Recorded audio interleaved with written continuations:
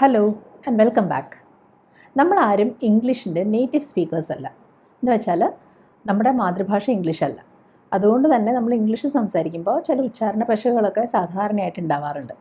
അപ്പോൾ ഈ തെറ്റുകളൊക്കെ നമ്മൾ മനഃപൂർവ്വം വരുത്തുന്നതല്ല, ഇങ്ങനെയാണ് ഈ വാക്കുകൾ ഉച്ചരിക്കുന്നതെന്ന് ഓർത്ത് നമ്മളതങ്ങനെ തുടർന്നുകൊണ്ടിരിക്കുന്നു. അപ്പോൾ അങ്ങനെ നമ്മൾ സാധാരണയായി തെറ്റിച്ച് പറയാറുള്ള 25 വാക്കുകളും ആ വാക്കുകളുടെ ശരിയായ ഉച്ചാരണവുമാണ് നമ്മൾ ഇന്ന് നോക്കാൻ പോകുന്നത്. ആദ്യത്തെ വാക്ക്, ഇവിടെ ഒരു പിക്ചർ കാണാമല്ലോ.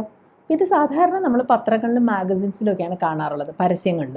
അപ്പോൾ ആ ഒരു ഭാഗം വെട്ടിയെടുത്ത് കടയിൽ കൊടുക്കുകയാണെങ്കിൽ ഈ പ്രോഡക്റ്റ് വാങ്ങുമ്പോൾ ഡിസ്കൗണ്ട് കിട്ടും എന്ന് പറഞ്ഞാണ് ഇത് നമ്മൾ കാണുന്നത്.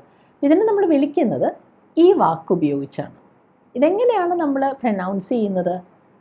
ഇത് പറയുന്നത് കൂപ്പോൺ എന്നാണ്. കൂപ്പോൺ. സാധാരണ നമ്മൾ പറയാറുള്ളതും പറഞ്ഞ് കേൾക്കാറുള്ളതും കൂപ്പൺ എന്നാണ്. കൂപ്പൺ അല്ല കേട്ടോ, കൂപ്പോൺ. അപ്പോൾ ഞാനിന്ന് കാണിക്കുന്ന വാക്കുകളുടെ എല്ലാം ഫൊണറ്റിക് സ്ക്രിപ്റ്റ് താഴെ ഇങ്ങനെ എഴുതി കാണിക്കാം. അപ്പോൾ അത് ഇംഗ്ലീഷ് സ്റ്റുഡൻസ് ഇത് കാണുന്നുണ്ടെങ്കിൽ അവർക്ക് ഹെൽപ്ഫുൾ ആവട്ടെ എന്ന് ഓർത്ത് കാണിക്കുന്നതേ ഉള്ളൂ. നിങ്ങളത് മനസ്സിലാക്കിയിരിക്കണം എന്ന് നിർബന്ധമൊന്നുമില്ല കേട്ടോ. ഇനി അടുത്ത വാക്ക്. ഈ വാക്ക് എങ്ങനെയാണ് ഉച്ചരിക്കുന്നതെന്ന് പറയുന്നതിന് മുൻപ് ഒരു കാര്യം മനസ്സിലാക്കണം. ഇതിന് 2 അർത്ഥങ്ങളുണ്ട്. അപ്പോൾ ഒരർത്ഥം ഉള്ളടക്കം എന്നുള്ളതാണ്. അതായത് എന്തിൻ്റെയെങ്കിലും ഉള്ളിലുള്ളത് എന്താണോ അതിനെപ്പറ്റി പറയാനാണ് നമ്മൾ ഈ വാക്ക് ഉപയോഗിക്കുന്നത്. അപ്പോൾ അതൊരു പുസ്തകത്തിൻ്റെ ഉള്ളടക്കം ആവാം, വീഡിയോയുടെ ആവാം, അല്ലെങ്കിൽ ഒരു ബാഗിനുള്ളിൽ അല്ലെങ്കിൽ ഒരു പാക്കറ്റിനുള്ളിലുള്ള സാധനങ്ങളെ പറ്റി പറയാനൊക്കെ നമുക്ക് ഈ വാക്ക് ഉപയോഗിക്കാം. അങ്ങനെയാണ് ഉപയോഗിക്കുന്നതെങ്കിൽ ഈ വാക്ക് നമ്മൾ പ്രൊനൗൺസ് ചെയ്യുന്നത് കോണ്ടൻറ്റ് എന്നാണ്. കോണ്ടൻറ്റ്. അപ്പോൾ അവിടെ CON എന്നുള്ളിടത്ത് ആ ഒരു O എന്നുള്ള ഉച്ചാരണം വരുന്നുണ്ട്. ഇനി അടുത്ത മീനിങ് എന്താണെന്ന് നോക്കാം. നമുക്ക് എന്താണോ ഉള്ളത് അതിൽ സന്തോഷമുള്ള, അതിൽ തൃപ്തിയുള്ള ഒരാളെ പറ്റി വിശേഷിപ്പിക്കാൻ ഈ വാക്ക് ഉപയോഗിക്കാം. അപ്പോൾ ഈ വാക്കിൻ്റെ ഉച്ചാരണം കണ്ടൻറ്റ് എന്നാണ്. കണ്ടൻറ്റ്. മുൻപ് കോണ്ടൻറ്റ്, ഇത് കണ്ടൻറ്റ്.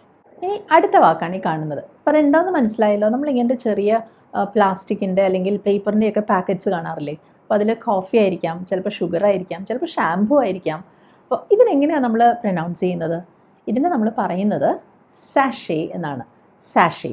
അവിടെ ആ ടി സൈലൻ്റ് ആണ്, അതുകൊണ്ട് സാഷേ എന്ന് മാത്രം പറഞ്ഞാൽ മതി. അപ്പോൾ ഈ വാക്കോ, ഇതിൻ്റെ മലയാളത്തിലുള്ള അർത്ഥം പ്രമേഹം എന്നാണ്. ഇത് നമ്മൾ ഇംഗ്ലീഷിൽ ഉച്ചരിക്കുന്നത് ഡയബറ്റീസ് എന്നാണ്. ഡയബറ്റീസ്. അവസാനം എസ് ആണ് ശരിക്കും സ്പെല്ലിംഗ് എങ്കിലും അത് നമ്മൾ ഉച്ചരിക്കുന്നത് ആ ഒരു സ് എന്നുള്ള സ്വരം കൊടുത്തിട്ടാണ്. അടുത്ത വാക്ക് വന്നു. മലയാളത്തിൽ നമ്മൾ ഉദരം, വയറ് എന്നൊക്കെ പറയില്ലേ, അതിനുള്ള ഇംഗ്ലീഷ് വേർഡാണിത്. ഇതെങ്ങനെയാണ് പറയേണ്ടത്? സ്റ്റമക്ക് എന്നാണ്. സ്റ്റമക്ക്. ഇതിൻ്റെ സ്പെല്ലിംഗ് കണ്ടല്ലോ, STO എന്ന് പറഞ്ഞാണ് തുടങ്ങുന്നത്. അതുകൊണ്ട് തന്നെ നമുക്ക് സ്റ്റൊമക്ക് എന്ന് പറയാനുള്ളൊരു ടെൻഡൻസി ഉണ്ടായേക്കാം. അങ്ങനെ വേണ്ട, സ്റ്റമക്ക്. ഇനി അടുത്ത വാക്ക് എന്താണെന്ന് നിങ്ങൾക്ക് ഈ പിക്ചർ കണ്ട് ഊഹിക്കാമോ? ഇതൊരു കടയാണ്, മനസ്സിലായല്ലോ.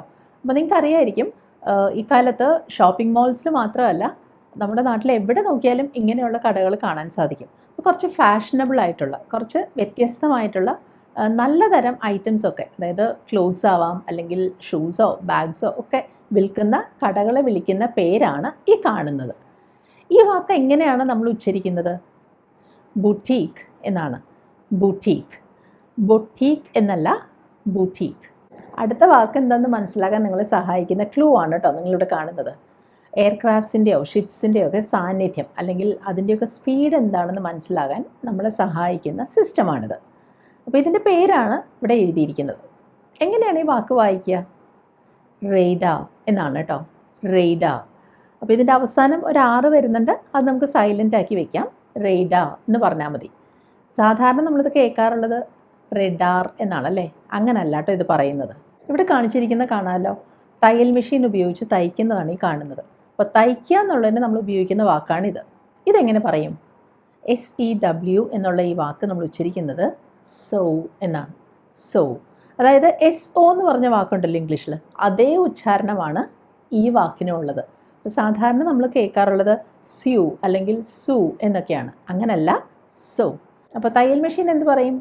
Sowing machine. ഈ വാക്കിൻ്റെ അർത്ഥം പിടിയൊക്കെയുള്ള നീണ്ട ഒരു വാള് എന്നാണ്. ഇത് നമ്മൾ പറയുന്നത് സോഡ് എന്നാണ്. സോഡ്. ഇവിടെ ഒരു W ഉണ്ട്, പക്ഷെ അത് നമ്മൾ ഉച്ചരിക്കുന്നില്ല. സ്വോഡ് എന്ന് പറയണ്ട കേട്ടോ, സോഡ്. ഈ വാക്കൊന്ന് നോക്കൂ. ഏതെങ്കിലും ഒരു സേനയുടെയൊക്കെ ഭാഗമായിട്ട് ട്രെയിനിങ് കിട്ടിക്കൊണ്ടിരിക്കുന്ന ഒരാളെ പറ്റി പറയാൻ ഈ വാക്ക് നമുക്ക് ഉപയോഗിക്കാം. സാധാരണ NCC ഒക്കെ പറ്റി പറയുമ്പോൾ ഈ വാക്ക് നമ്മൾ സ്ഥിരം ഉപയോഗിക്കാറുണ്ട്. എങ്ങനെ ഇത് പറയുക? അപ്പോൾ നമ്മൾ സാധാരണ പറഞ്ഞ് കേൾക്കാറുള്ളത് കേഡറ്റ് എന്നാണ്. പക്ഷെ അങ്ങനെയല്ല കേട്ടോ പറയേണ്ടത്, കെഡറ്റ്, കെഡറ്റ്. ഈ കാണുന്ന വാക്കിന് സത്യത്തിൽ 2 അർത്ഥങ്ങളുണ്ട്. ഒന്ന് ഉദ്യോഗസ്ഥൻ എന്ന്, മറ്റൊന്ന് ഔദ്യോഗികമായ എന്നും. അപ്പോൾ ഏതർത്ഥത്തിലാണ് ഉപയോഗിക്കുന്നതെങ്കിലും ഇതിന് ഉച്ചാരണം ഒന്നേ ഉള്ളൂ, ഒഫീഷ്യൽ, ഒഫീഷ്യൽ. അപ്പോൾ ഈ വാക്ക് തുടങ്ങുന്നത് ഓ വെച്ചാണ്. അതുകൊണ്ട് തന്നെ നമ്മൾ ഒഫീഷ്യൽ എന്ന് പറയാനൊരു സാധ്യതയുണ്ട്. പക്ഷേ അവിടെ ഓ എന്നൊരു സ്വരം വരേണ്ടതില്ല കേട്ടോ, ഒഫീഷ്യൽ എന്ന് പറഞ്ഞാൽ മതി. തൊട്ട് മുൻപ് നമ്മൾ കണ്ട വാക്കും ഈ കാണുന്ന വാക്കും തമ്മിലൊരു സാമ്യമുണ്ട് കേട്ടോ. മുൻപത്തെ വാക്കിലും ഒരു ഓ ഉണ്ടായിരുന്നു. അതെങ്ങനെയാണ് ഉച്ചരിച്ചതെന്ന് ഓർമ്മയുണ്ടല്ലോ, അതുപോലെ തന്നെയാണ് ഇവിടെ. ഈ വാക്കിൻ്റെ അർത്ഥം അറിയാലോ, ക്ഷമിക്കുക എന്നാണ്. ഇത് പറയുന്നത് ഫൊർഗിവ്, ഫൊർഗിവ്. FOR ഉണ്ടെങ്കിലും ഫൊർഗിവ് എന്ന് പറയുന്നില്ല, R സൈലൻറ്റുമാണ്, അതുകൊണ്ട് ഫൊർഗിവ്. അതുപോലെ തന്നെ വേറൊരു വാക്ക്. അപ്പോൾ ഇതിൻ്റെ അർത്ഥം മറക്കുക എന്നാണ്. എങ്ങനെ പറയും? Forget, forget. ഫൊർഗെറ്റ് അല്ല, R വരുന്നില്ല, ഫൊർഗെറ്റ്. ഈ വാക്കും നമ്മൾ പലരും പറയുമ്പോൾ തെറ്റിപ്പോവാറുണ്ട്. ഈ വാക്കിന് പല അർത്ഥങ്ങളുണ്ട്. താല്പര്യം, പലിശ എന്നൊക്കെയുള്ള അർത്ഥങ്ങളുണ്ട്. ഏതർത്ഥത്തിലായാലും ഇത് പറയേണ്ടത് ഇൻട്രസ്റ്റ് എന്നാണ്, ഇൻട്രസ്റ്റ്. അപ്പോൾ എന്താ ശ്രദ്ധിക്കേണ്ടത്? ഇവിടെ INT കഴിഞ്ഞിട്ടൊരു ഇ കാണാമല്ലോ. ആ ഇ സത്യത്തിൽ നമ്മൾ ഉച്ചരിക്കേണ്ട, ഇൻട്രസ്റ്റ് എന്ന് പറയേണ്ട, ഇൻട്രസ്റ്റ്. ഇതാ അടുത്ത വാക്ക്. ഈ വാക്ക് പറയാതെയോ കേൾക്കാതെയോ നമ്മുടെയൊക്കെ ഒരു ദിവസം പോലും കടന്നു പോകാറില്ല അല്ലേ? അപ്പോൾ ഈ വാക്ക് എങ്ങനെയാണ് നമ്മൾ പറയേണ്ടത്? പെട്രോൾ, പെട്രോൾ, പെട്രോൾ എന്നല്ല കേട്ടോ. പക്ഷെ പെട്രോളിന് പറയേണ്ട വേറൊരു വാക്കുണ്ട് ഇംഗ്ലീഷിൽ. അതാണ് ഞാനിവിടെ കാണിച്ചിരിക്കുന്നത്. അതിൻ്റെ സ്പെല്ലിംഗ് നോക്കൂ, PATROL. അപ്പോൾ ഇതിൻ്റെ അർത്ഥം റോന്ത് ചുറ്റുക എന്നൊക്കെ പറയില്ലേ, അങ്ങനെയാണ് നമ്മൾ ഈ വാക്ക് ഉപയോഗിക്കുന്നത്. അപ്പോൾ ഇത് പറയേണ്ടത് എങ്ങനെയാണ്? Petrol, petrol. ആദ്യത്തത് പെട്രോൾ, ഇത് പെട്രോൾ. ഈ വാക്ക് നിങ്ങൾക്ക് അറിയാമായിരിക്കുമല്ലോ. ആമയുടെ മുയലിൻ്റെയൊക്കെ കഥ കുട്ടികൾക്ക് പറഞ്ഞു കൊടുക്കാത്തതായിട്ട് ആരും ഉണ്ടാവില്ല. ആ ആമയാണ് ഇത്. ഇത് നമ്മൾ ഉച്ചരിക്കേണ്ടത് ടോട്ടസ്, ടോട്ടസ്. അതായത് ടോട്ടോയ്സ് എന്ന് പറയേണ്ട, ആ നടുക്കുള്ള R സൈലൻ്റ് ആണ്, ടോട്ടസ്. നമ്മൾ മിക്കവാറും പേരും തെറ്റി ഉച്ചരിക്കാറുള്ള വേറൊരു വാക്കാണ് ഈ കാണുന്നത്. നമ്മൾ സാധാരണ ഈ വാക്ക് പറയുന്നത് ട്യൂഷൻ എന്നാണല്ലേ, ട്യൂഷന് പോകണം എന്നൊക്കെ. പക്ഷെ സത്യത്തിൽ ഈ വാക്ക് പറയേണ്ടത് ട്യൂയിഷൻ എന്നാണ്. ചെറിയൊരു വ്യത്യാസം മനസ്സിലായോ? ട്യൂയിഷൻ, അതായത് ട്യൂ കഴിഞ്ഞിട്ട് ഒരു ഇകാരം വരുന്നുണ്ട്, ട്യൂയിഷൻ, അങ്ങനെയാണ് പറയേണ്ടത് കേട്ടോ. അപ്പോൾ ട്യൂഷൻ അല്ല, ട്യൂയിഷൻ. നമ്മൾ മലയാളികളാണ് എങ്കിലും നമുക്ക് നേറ്റീവ് സ്പീക്കേഴ്സിൻ്റെ പോലെ പറയാൻ ശ്രമിച്ചു നോക്കാമല്ലോ. അപ്പോൾ ഇങ്ങനെ ചില വ്യത്യാസങ്ങൾ വരുത്തി നോക്കാം കേട്ടോ. മനഃശാസ്ത്രം എന്നർത്ഥം വരുന്ന വാക്കാണിത്. ഈ വാക്കിന് കുറച്ച് നീളമുണ്ടെങ്കിലും എനിക്ക് തോന്നുന്നത് മിക്കവാറും പേരും ഇത് ശരിയായിട്ടാണ് ഉച്ചരിക്കുന്നതെന്നാണ്. അപ്പോൾ ഇത് പറയുന്നത് സൈക്കോളജി എന്നാണ്, അറിയാമല്ലോ, സൈക്കോളജി. ഇപ്പോൾ കണ്ട വാക്കുമായിട്ട് ബന്ധമുള്ളതാണ് ഈ രണ്ടാമത് കാണുന്നത്. ഇതിൻ്റെ അർത്ഥം മനഃശാസ്ത്രപരം എന്നാണ്. ഇത് നമ്മൾ പ്രൊനൗൺസ് ചെയ്യുന്നത് സൈക്കോളജിക്കൽ എന്നാണ്, സൈക്കോളജിക്കൽ. ആദ്യത്തത് സൈക്കോളജി, ഇത് സൈക്കോളജിക്കൽ. ഇതുപോലെ തന്നെ വരുന്ന വേറെയും വാക്കുകൾ ഇംഗ്ലീഷിലുണ്ട്. ഉദാഹരണത്തിന് ഫിലോസഫി, അവിടെ നമ്മൾ പറയുന്നത് ഫിലോസഫി. പക്ഷേ രണ്ടാമത്തെ വാക്കോ ഫിലസോഫിക്കൽ. കണ്ടോ വ്യത്യാസം? ഫിലസോഫിക്കൽ. അതുപോലെ ഇക്കോണമി, പക്ഷേ ഇക്കണോമിക്കൽ. ഇപ്പോൾ വ്യത്യാസം കണ്ടല്ലോ, ഇക്കോണമി, ഇക്കണോമിക്കൽ. ഇനി ഈ വാക്ക് നോക്കൂ. നമ്മളിൽ പലർക്കും, പ്രത്യേകിച്ച് കുട്ടികൾക്കൊക്കെ കഴിക്കാൻ വലിയ ഇഷ്ടമുള്ളൊരു സാധനമാണിത്. പലപ്പോഴും നമ്മളിത് പറയാറുള്ളത് മയോണൈസ് അല്ലെങ്കിൽ മയോണൈസ് എന്നൊക്കെയാണ്. അങ്ങനെ അല്ലാട്ടോ ഇത് പറയേണ്ടത് മേനൈസ്, മേനൈസ്. അപ്പോൾ ഇവിടെ ഒരു കാര്യം ശ്രദ്ധിച്ചോ, ഈ വാക്കിലൊരു വൈ വരുന്നുണ്ട്, പക്ഷെ ആ ഇയ എന്നുള്ളൊരു സ്വരം അവിടെ വരേണ്ടതില്ല. മേനൈസ്. അവസാനത്തെ എസ് നമ്മൾ Z എന്നുള്ള സ്വരത്തിലാണ് പറയുന്നത് കേട്ടോ. അപ്പോൾ മേനൈസ്. അപ്പോൾ ഇപ്പോൾ നിങ്ങൾ ഈ കാണുന്നത് നമ്മൾ പണ്ട് സോഷ്യൽ സ്റ്റഡീസിലൊക്കെ കുറേ പഠിച്ചിട്ടുണ്ട്, നോർത്ത് പോൾ സൗത്ത് പോൾ എന്നൊക്കെ പറഞ്ഞ്. അതിൻ്റെ പിക്ചറാണ്. അപ്പോൾ നോർത്ത് പോൾ സൗത്ത് പോൾ എന്നുള്ളതിനെ പറ്റി പറയാൻ നമ്മൾ ഉപയോഗിക്കുന്ന വാക്കുകളാണ് നമ്മൾ കാണാൻ പോകുന്നത്. ആദ്യത്തെ വാക്ക് നോക്കൂ. ഇതിൻ്റെ മലയാളത്തിലുള്ള അർത്ഥം ഉത്തരധ്രുവം എന്നാണ്, നോർത്ത് പോൾ. ഈ വാക്ക് നമ്മൾ എങ്ങനെയാണ് പറയേണ്ടത്? ആർട്ടിക് എന്നാണ്, ആർട്ടിക്. ആർ കഴിഞ്ഞിട്ടൊരു ക ശബ്ദം വരുന്നുണ്ട്, ആർട്ടിക്. പലപ്പോഴും അത് നമ്മൾ പറയാറുള്ളത് ആർട്ടിക് എന്നാണ്, അങ്ങനെയല്ല കേട്ടോ, ആർട്ടിക്. അതേപോലെ തന്നെയാണ് ദക്ഷിണധ്രുവം, അതായത് സൗത്ത് പോൾ എന്നർത്ഥം വരുന്ന വാക്ക് ഈ കാണുന്നത്. ഇത് നമ്മൾ പ്രൊനൗൺസ് ചെയ്യുന്നത് ആൻറ്റാർട്ടിക്, ആൻറ്റാർട്ടിക്. പലപ്പോഴും പറയാറുള്ളത് അന്റാർട്ടിക് എന്നാണ്, തെറ്റാണത്, ആൻറ്റാർട്ടിക്. ആർട്ടിക്, ആൻറ്റാർട്ടിക്. ഇപ്പോൾ കാണുന്ന വാക്കും നമുക്ക് വളരെ പരിചയമുള്ള, നമ്മൾ മിക്കവാറും തന്നെ ഉപയോഗിക്കാറുള്ളൊരു വാക്കാണ് അല്ലേ? അതെങ്ങനെയാണ് ഉച്ചരിക്കേണ്ടത്? പൈജാമ, പൈജാമാസ് എന്നൊക്കെയാണോ? അങ്ങനല്ല കേട്ടോ. ആദ്യം ഒരു കാര്യം ശ്രദ്ധിക്കേണ്ടത്, ഈ വാക്ക് ഒരിക്കലും നമ്മൾ എസ് ഇല്ലാതെ പറയില്ല, പൈജാമ എന്ന് പറയില്ല. കാരണം ഇത് നമ്മൾ കാലിൽ ധരിക്കുന്നൊരു വസ്ത്രമാണല്ലോ. അപ്പോൾ ജീൻസ്, ട്രൗസേഴ്സ് എന്നൊക്കെ പറയുന്ന പോലെ തന്നെ എസ് ചേർത്ത് വേണം ഇത് പറയാൻ, ഒരു പെയർ എന്നുള്ള അർത്ഥത്തിൽ. അപ്പോൾ ഇത് പറയേണ്ടത് പിജാമസ് എന്നാണ്.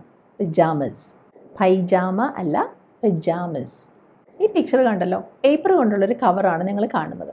ഇതിനെപ്പറ്റി പറയാൻ നമ്മൾ ഉപയോഗിക്കുന്ന വാക്കാണ് ഇത്, ENVELOPE. അപ്പോൾ ഇതൊരു വസ്തുവിൻ്റെ പേരാണ്, നൗൺ ആണല്ലേ. ഈ വാക്ക് നമ്മൾ ഉച്ചരിക്കുന്നത് എൻവെലോപ്പ് എന്നാണ്, അല്ലെങ്കിൽ ഓൺവെലോപ്പ് എന്നും പറയാം. അപ്പോൾ എൻവെലോപ്പ് അല്ലെങ്കിൽ ഓൺവെലോപ്പ്. ഇതിനോട് സാമ്യമുള്ള വേറൊരു വാക്കാണ് ഇനി നിങ്ങൾ കാണാൻ പോകുന്നത്. ഇപ്പോൾ കാണിക്കുന്ന പിക്ചർ ഒന്ന് നോക്കൂ. ഒരു വീട് നിങ്ങൾക്ക് കാണാം, അതിന് ചുറ്റും പച്ചപ്പാണ്. അപ്പോൾ പച്ചപ്പ് കൊണ്ട് പൊതിഞ്ഞിരിക്കുന്ന ഒരു വീടാണ് നിങ്ങൾ കാണുന്നത്. ആ അർത്ഥം കിട്ടാൻ നമ്മൾ ഉപയോഗിക്കുന്നത് മുൻപ് കണ്ട വാക്കിനോട് സാമ്യമുള്ള വാക്കാണ്, സ്പെല്ലിങ്ങിൽ വ്യത്യാസമുണ്ട്. ENVELOP. അപ്പോൾ ആദ്യം കണ്ടത് നൗൺ, ഇത് വേർബ്. ഈ വാക്ക് നമ്മൾ പറയുന്നത് ഇൻവെലപ്പ് എന്നാണ്, ഇൻവെലപ്പ്. ആദ്യത്തെ വാക്ക് കവർ എന്നുള്ള അർത്ഥത്തിൽ നമ്മൾ പറഞ്ഞത് എൻവെലോപ്പ് അല്ലെങ്കിൽ ഓൺവെലോപ്പ്. പക്ഷേ ഇത് പൊതിയുക എന്നുള്ള അർത്ഥം വരുമ്പോൾ ഇൻവെലപ്പ്. അപ്പോൾ 25-ലധികം വാക്കുകളുടെ ശരിയായ ഉച്ചാരണമാണ് നമ്മളത് മനസ്സിലാക്കാൻ ശ്രമിച്ചത്. ഈ വാക്കുകളെല്ലാം ഇങ്ങനെ തെറ്റിക്കാതെ ശരിയായി തന്നെ പറയണമെന്ന് നിർബന്ധമൊന്നുമില്ല. പക്ഷേ നമ്മൾ ശരിയായിട്ട് പറയുകയാണെങ്കിൽ അത് തീർച്ചയായും നമ്മുടെ ഇംഗ്ലീഷ് പറയുന്നതിനുള്ള കോൺഫിഡൻസ് വളരെയധികം കൂട്ടും. അപ്പോൾ നമുക്കങ്ങനെ ശരിയാക്കാൻ ശ്രമിക്കാം. അപ്പോൾ ഇന്നത്തെ വീഡിയോ നിങ്ങൾക്ക് ഇഷ്ടമായെങ്കിൽ അതിനെപ്പറ്റിയുള്ള അഭിപ്രായങ്ങൾ അറിയിക്കുക, കമൻറ്റ് സെക്ഷനിൽ അഭിപ്രായങ്ങൾ പറയൂ.